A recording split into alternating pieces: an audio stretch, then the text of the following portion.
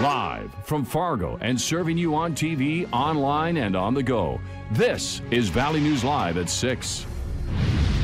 Hopefully when they see a flag, they think of him. When they see anything Veterans Day, they think of him, which I'm sure they will.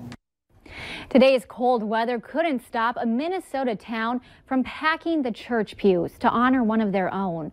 A Purple Heart recipient, John Hovde, was mostly remembered for his commitment to make a difference. Valley News Team's Joshua Peguero has more. Members of the Minnesota Patriot Guard stood in the biting cold Saturday morning. They were holding American flags in front of this church. The occasion was to celebrate the life of hometown hero John Hovde. We're very grateful for their service, and it's our honor to be there. Hovde received the Purple Hearts for his service in Vietnam. Entering the Army in 1967, Hovde's time in the war was cut short after his tank ran over a landmine in 1968. The price he paid for serving was his left arm and leg. For someone that had everything to complain about, he never complains. Mark Burhow and Hovde were neighbors. Burhow got choked up sharing stories of his friend. What was it about him that you just admired so much? For what he gave up for all of us, and I just, every time he, excuse me.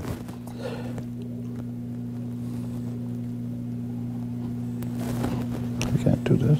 Behind me is the final resting place for John Hovde. It's at Concordia Cemetery, just south of Fertile. And it's where everyone came to pay their final respects and say their goodbyes. Hovde was pronounced dead twice in Vietnam before he made it to Fertile. Despite his health ailments, he lived 2 days shy of his 71st birthday. He was never handicapped in my eyes. Never showed it. Inside the church, people remembered Hovde for making a difference in people's lives through love. Kind of puts everything in perspective that you really got nothing to complain about. He was a great man.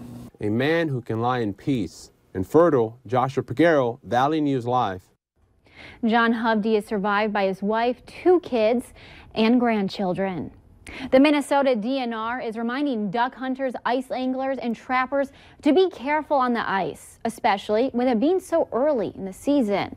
The DNR says they received multiple reports of anglers breaking through the ice while trying to reach open water.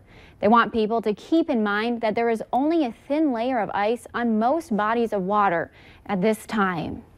A man convicted in 2012 of stealing the identities of 38,000 people as part of a massive credit card scheme is facing more prison time after a federal jury in North Dakota found him guilty of lying about his own identity.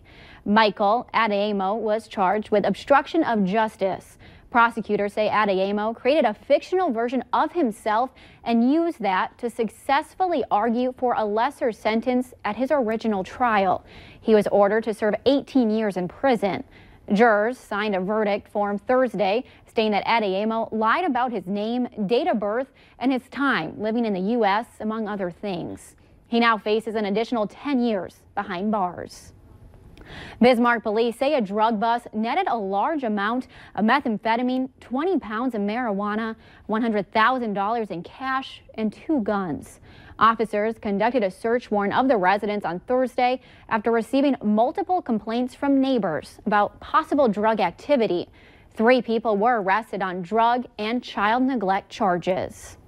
A new version of Monopoly aimed at millennials is getting some backlash from its target demographic. More details are still ahead tonight.